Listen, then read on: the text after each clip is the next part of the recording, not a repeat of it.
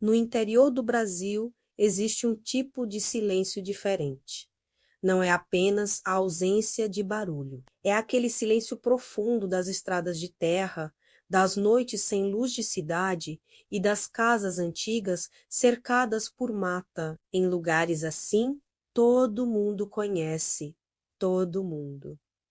E quando algo estranho acontece, leva muito tempo para ser esquecido. Essa história aconteceu na pequena cidade de Santa Valeira, um vilarejo simples perdido entre colinas, pastos e matas antigas. É o tipo de lugar onde as tardes passam devagar, onde galinhas atravessam a rua e os moradores conversam nas varandas. Durante muitos anos, nada de realmente incomum acontecia ali. Até que um cachorro começou a agir de forma estranha. O cachorro se chamava Bento.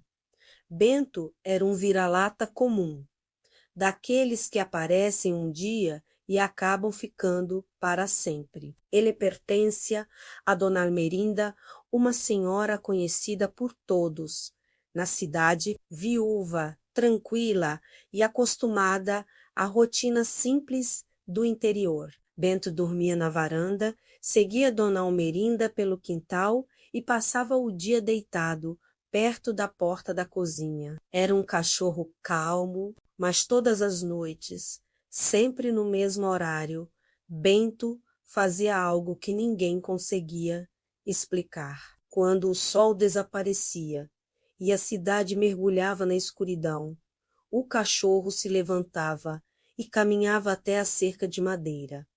Ele ficava parado, olhando fixamente para o mesmo ponto entre as árvores.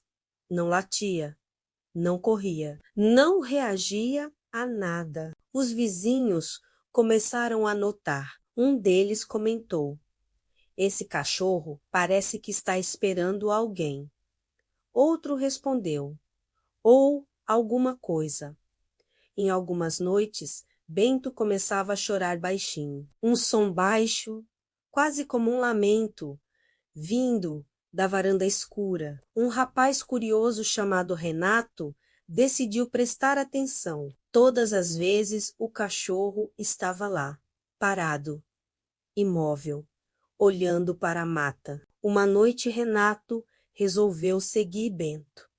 O cachorro saiu pelo portão aberto e caminhou pela estrada de terra, sem pressa. O cachorro entrou na mata por uma trilha antiga. Bento parou, cheirou o chão, andou em círculos e começou a cavar. A notícia se espalhou até que seu anteiro, um senhor muito antigo, disse: "Naquele pedaço de mata aconteceu uma coisa estranha anos atrás." Décadas antes, Joaquim Batista desapareceu. Ele saiu de casa e nunca mais voltou. Na época, as buscas não encontraram nada.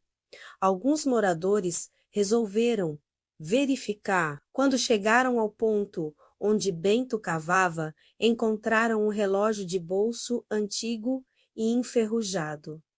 Como Bento sabia, ele nunca estivera ali. Depois que o local foi investigado, Bento nunca mais voltou para a mata. Ele voltou à sua rotina, mas nunca mais olhou para a mata daquela forma. Nunca mais chorou à noite. Dizem que quando uma história fica enterrada por tempo demais, às vezes quem decide revelar não é uma pessoa, é um cachorro.